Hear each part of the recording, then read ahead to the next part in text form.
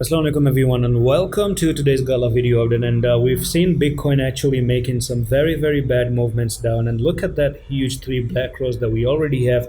And I told you before that there's a shady retest of Gala. Okay, some people thought that this one right here was a retest, and I didn't actually vouch for that retest because the main touches was this one, that one right there, this one right here, this one right here, and it never really back tested in a very trustable manner. So the thing is that it went down, closed below the trend line, and then the next candlestick actually opened below the trend line, and ever since we were moving down. And I made you aware about all these movements in the previous update that yes, it's a nice, good, beautiful trade and it's a beautiful setup.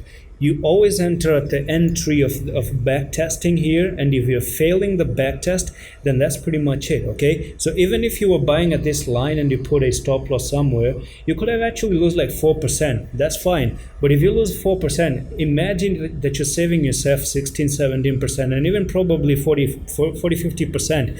So always take small losses to prevent bigger losses. So let's talk about the next technical target. If Gala has to go below some certain level, actually I'm going to do one thing, take the fib retracement, and let's talk about reversal wave, by the way. So all I'm looking for is 0.049 as a next level that you're going to actually have a little bit of support here because of this last influential area. So you can see that we have a little bit of an influence down at this level, which is going to be 0.04945. So that's where you can actually be.